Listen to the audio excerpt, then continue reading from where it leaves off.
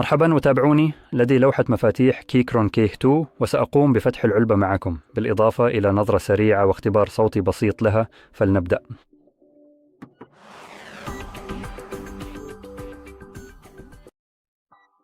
قبل أن نفتح العلبة دعونا نتحدث أولا عن بعض الأمور. لدينا هنا مفاتيح براون تاكتايل من نوع كيكرون سوبر سويتش، ويبدو أن هذا هو المفتاح الخاص بهم. لوحة مفاتيح ميكانيكية لاسلكية مدمجة وأنيقة. من الواضح أن هذه لوحة مفاتيح بنسبة 75%، كما هو الحال مع جميع إصدارات كي 2 على ما أعتقد. ثم هناك إصدارات أخرى مثل كي 4 وكي 8 التي تزداد في الحجم. هذه هي النسخة الثالثة، ولست متأكدا تماما إلى ماذا تشير النسخة، ربما الجيل الثالث، لكنها المرة الأولى اللي أراها فيها، لذلك لست متأكدا. إضاءة خلفية RGB أو ألومنيوم بإضاءة خلفية أو أيا كان ألومنيوم.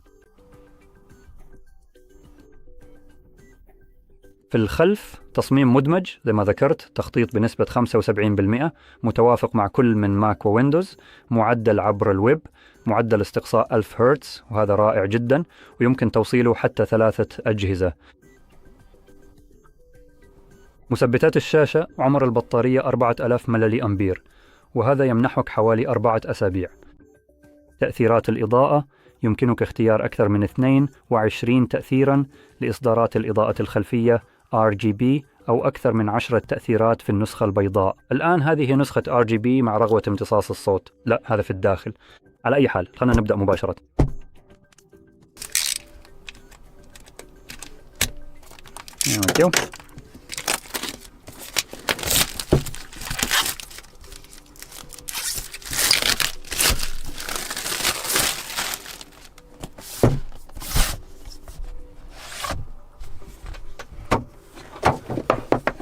حسنا، التغليف يبدو أنيقا جدا هنا.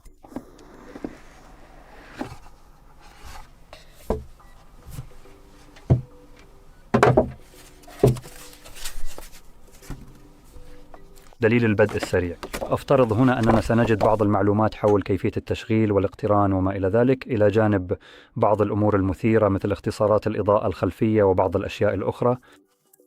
وهنا لوحة المفاتيح. وعلى عكس التغليف، هذه اللوحة أصغر بكثير مما قد تتوقعه من حجم العلبة نفسها. وهنا لدينا مثلا ننطلق. عندنا أغطية مفاتيح مختلفة هنا حتى تتمكن من تبديلها. عندنا مفك براغي، مفتاح ألين، أداة نزع أغطية المفاتيح وأداة إزالة المفاتيح، إذن هذه المفاتيح قابلة للإزالة فعلا. وكابل من نوع C إلى نوع A بزاوية 90 درجة. عشان دعونا ننتقل إلى لوحة المفاتيح.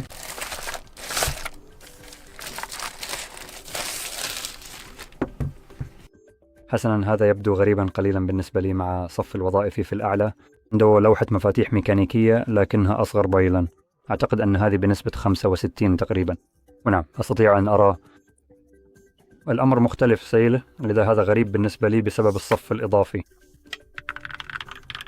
لكن صوت لوحة المفاتيح رائع فعلا.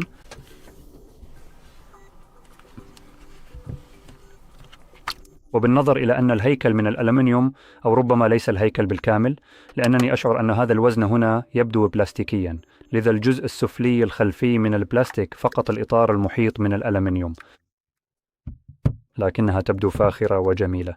ليس هناك أي انحناء تقريبا، لذا فهذا بناء متين. خلينا نعطيها في مكانها. عندنا هنا ويندوز وماك، لن نحولها إلى وضع ويندوز، والآن يمكن نجعلها تعمل عبر منفذ تايب سي لأنه عندي الكابل هنا موصول بالفعل. وحسنا هناك إضاءة RGB يمكنك رؤيتها من زاوية معينة، لكن بسبب الإضاءة هنا بالكاد تكون مرئية، وبشكل عام بالكاد أراها وأنا جالس في غرفة مضاءة. أحتاج أن أغطيها فعليا لأرى أن هناك إضاءة. أوه لا، دعني فقط. حسنا، أزرار الكيبورد نفسها شفافة من جهة الحروف. دعونا فعليا نحضر هذا الشيء هنا.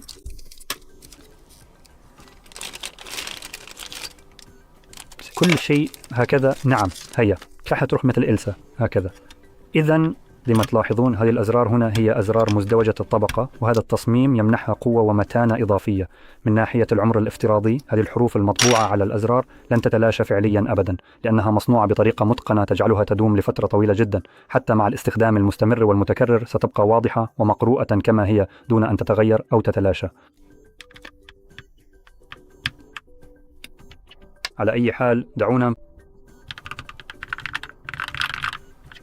نفصلها قبل أن أبدأ بفعل أي شيء على الكمبيوتر.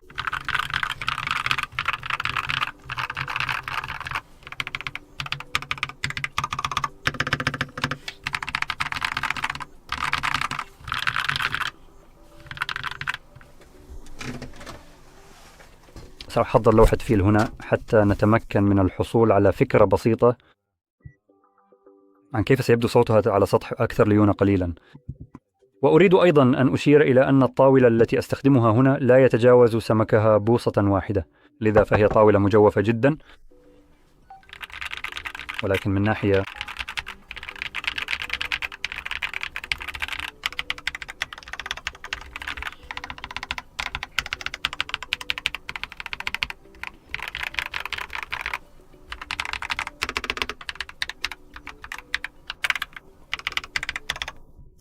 للصوت يبدو الصوت جذابا جدا. يعني هناك بعض التفكير هنا.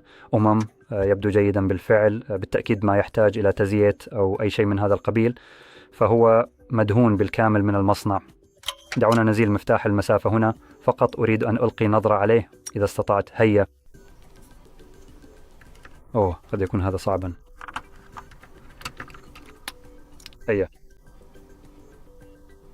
مست أفضل طريقة للإزالة هنا. تعالوا حاول أن تدخل من هناك. حسنا، هذا جانب واحد.